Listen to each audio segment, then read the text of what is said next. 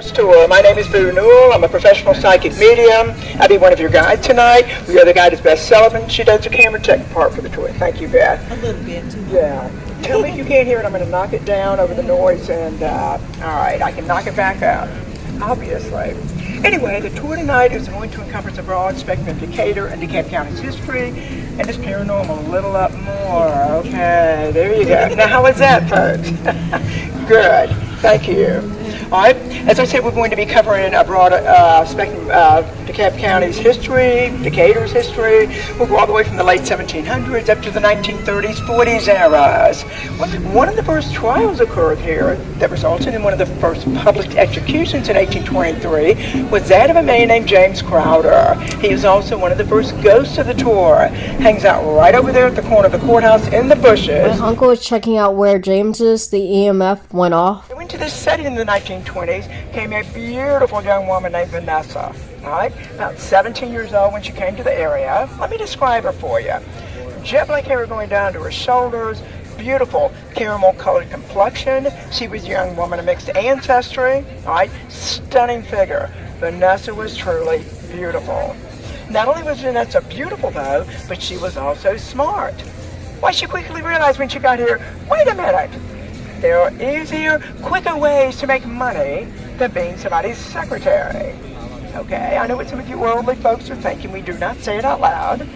Because Vanessa billed herself as a lady of the evening. No common prostitute was Vanessa. In fact, she's the one that the wealthy men would come. They'd hire her, dress her in gorgeous gowns. Oh, they'd take her clubbing. You think Vanessa had it made, right? No, no, no. Because Vanessa's temperament, did not match her beauty. She had a horrible temper. I mean, she could be really mean, cruel to her, shall we say, colleagues in the alley. I mean, they said she would pick out a prostitute and just slap her, verbally abuse her. I mean, really mean. She was the one, all right? The men couldn't even handle her. She'd literally be biting the hand that was feeding her. They'd be forced to kick her back to the alleys. When Vanessa arrived back, whoa, she was in an especially foul Vanessa mood. What she would do, she would take out her ire on one of the fellow prostitutes. They said she would just literally go at her, attack. I mean, she was angry, all right? Well, just Vanessa's bad luck one afternoon when she got dumped out at the alley, she picked on the wrong woman. The other woman took umbrage with Vanessa's abuse, all right? She jumped Vanessa. The records state that the two women got into a knockdown, drag-out fight. It was vicious.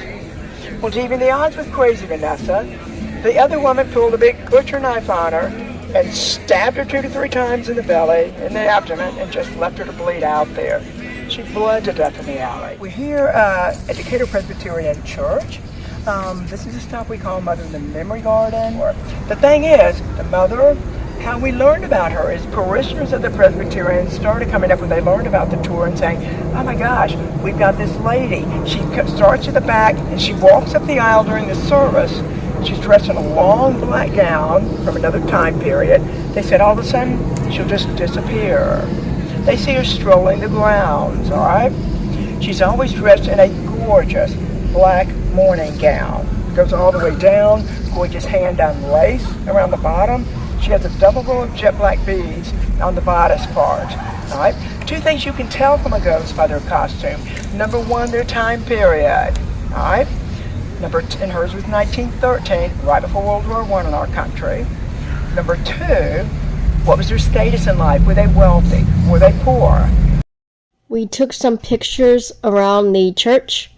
Right around here. Now, what you're going to feel is a temperature difference.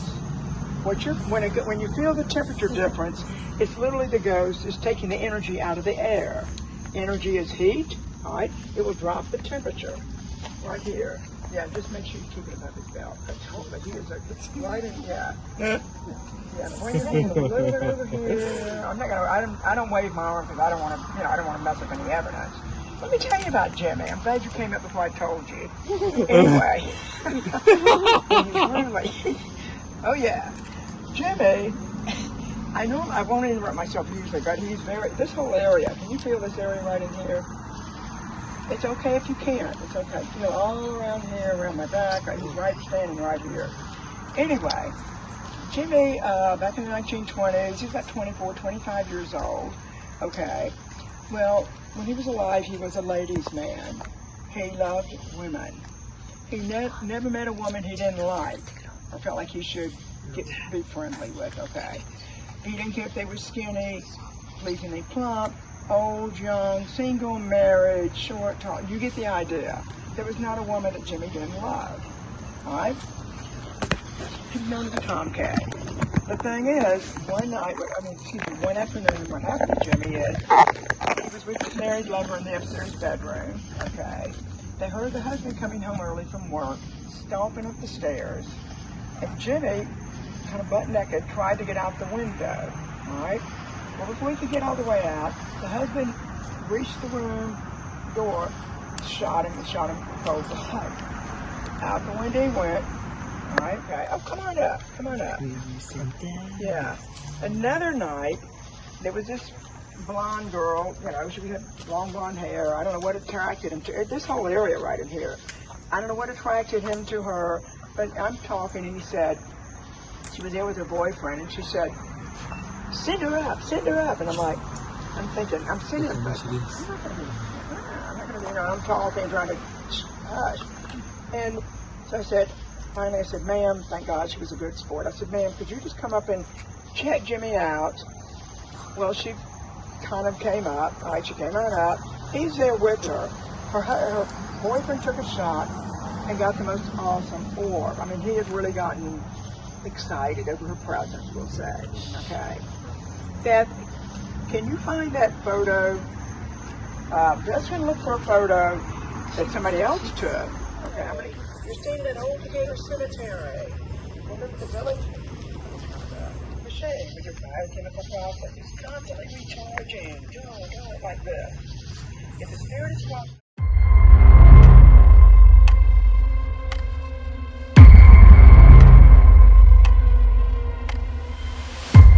You want to know who you're working with? Yeah. Margaret. Oh, yeah. She's 16 years old, from the 1800s. She usually hangs out with Hattie, who's up in that section. Margaret's drawn to you, though. You got a good feel. Have you worked with them before? A little looser, but yeah. She has a lot. I have a lot of gals and girls. Oh, okay. A little looser. There you go. You got to handle these things. Yeah, they're not as easy to work with, I guess. Oh, no, look at that. See, they're acting up. There they go. Yeah, I like to put them back to neutral, but they may not let you keep them to neutral. Margaret was 16 years old, lower middle class, 1800s, around the Victorian time. She's dressed, she has what they call chestnut hair. It's kind of reddish, I think. Okay, she's wearing a burgundy gown. It's poor quality, but, she was from a respectable family. And she died in childbirth, okay? And it was not her fault, but back then she got blamed. It was really a matter of weight, whatever. I don't like to go into it because it's really, and she died in childbirth. And she's looking for her baby. She was shunned. And so she's coming up to you. Yeah. So she heard me. I asked her. I said, "Were you shunned and stuff?" And she's saying no. I mean, yes. I mean, it's like, well, she was shunned. All right, I'm going to leave you here, Eleanor. Little looser. You're pretty strong who you're working with. There you go. There you go. Oh, my God. Yeah.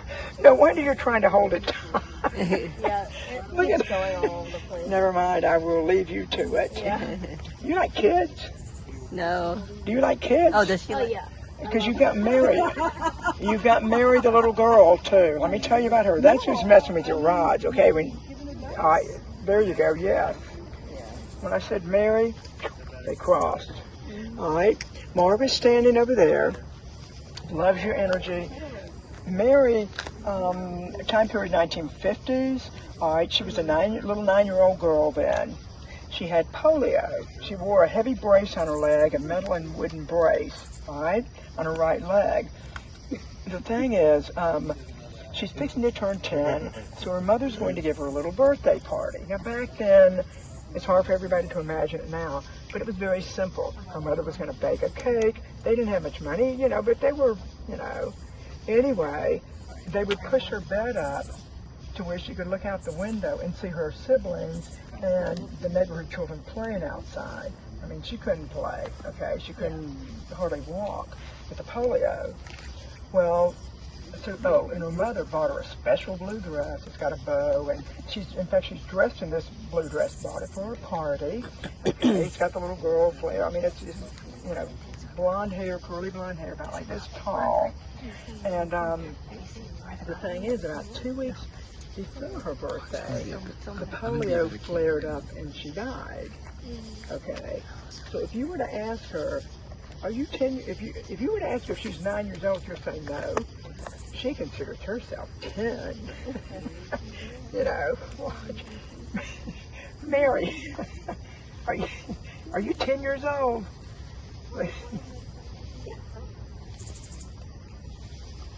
They're moving it. Yeah. See, ask her. Let me borrow him just a minute. Oh yeah, she's saying yes. She's not. Yes, I know you're 10, Mary. Mary, are you 9 years old? It's like no. No. But she's so happy. She loves your energy. Your group of children and animals loves your energy. Oh my gosh. She doesn't just go up to everybody. And she loves your aunt over here. Oh yeah. Uh-huh. Oh, She's standing right between you. Yes, There she is. What can I say? But we have a birthday girl tonight. All right? Her name is Eleanor, and we are going to sing to her. I do this partly because seriously, the ghosts love it. They love happy. Okay, they like to be included. Anyway, I'm gonna put my light right here on Eleanor. Here you go, Eleanor. Oh, what? My name's Jane. I'm not. No. Okay, now one thing we need. Whoa, we need somebody to start happy birthday. You, sir. Oh, he's like, sure. Look at her, delighted. I've heard you have a beautiful voice. Do you sing in the men's choir of the Atlanta Symphony Chorus? I mean,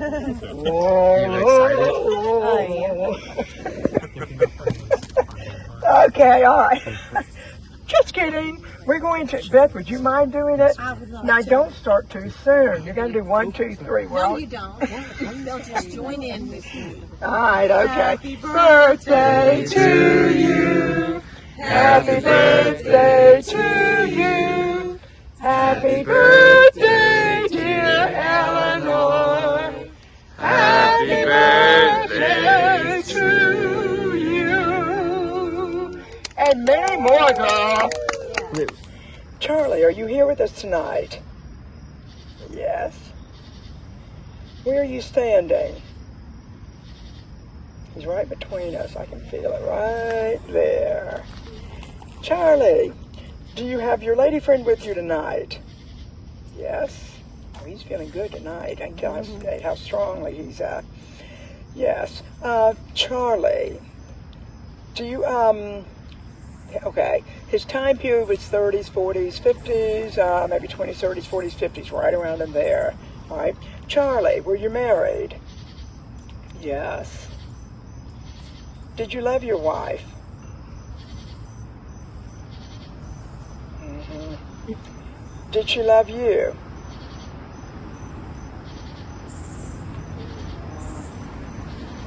I won't get more personal. I don't want to, and you can tell how slowly the rods move, the dowsing rods move by a ghost's hesitancy. I'm not going to be disrespectful. Sometimes they don't want to answer and they'll just stay in the neutral. I'm not going to push them because I wouldn't want somebody pushing me about personal stuff, okay? I'm very, when I'm working with them. I treat them just like I would another person. Anyway, Charlie, did you have children? Yes. Did you have only one child? Yes. Was it a girl? No. Obviously it was a son. Were you close to your boy?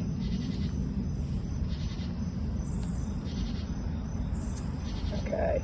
And when they do that, there's a sadness there. Okay. Let me tell you about Charlie's story. Anyway, I want to hold on. The thing is, Charlie, let me tell you, what happened is, okay, back in the 30s, 20s, excuse me, backing up, Charlie was a young man. He was very driven for success and everything. I mean, he married his, high school sweetheart. He built a business, very ambitious, all right? He was going to get ahead. Well, they had a son, a little boy, and Charlie, about the time the child got about 4 or 5 years old, Charlie's business really took off. I mean, he was spending more and more time at the office, with his company, more and more time. As time went on, the business grew, but his relationship with his son and his wife started to fall by the wayside. He lost sight of what was important in his life, okay? So the boy reaches 18. He's not very close to his father, still wanting to impress him, but, there wasn't much there. So World War II came along, all right? He wants to be a man. He wants to impress his dad. He's going to join up, fight. Well, his mother, he talked to his mother. She was so against it. She cried. I mean, she's begging him, please don't. If you get drafted, it's different, but don't volunteer. Don't. I don't want you killed. You're my only son. You're only my, she was so upset. So by that time, she and Charlie, the relationship had gotten a little strained, okay? But she went to her husband and begged him to prevent their son, talk their son out of it. Talk to him, please. Talk to him. Man to man, whatever. He said, I'll let the boy, he'll be fine. Well, his boy was shipped overseas and was killed on the field of Flanders, okay? Never made it home. Devastated the mother. From that point on, she would have nothing to do with her husband. She blamed her husband. And that's why he said he loved his wife, but when I asked if his wife loved him, he was very slow, but there was a sadness there, and he said no. Okay, folks, that concludes the Decatur Ghost Tour.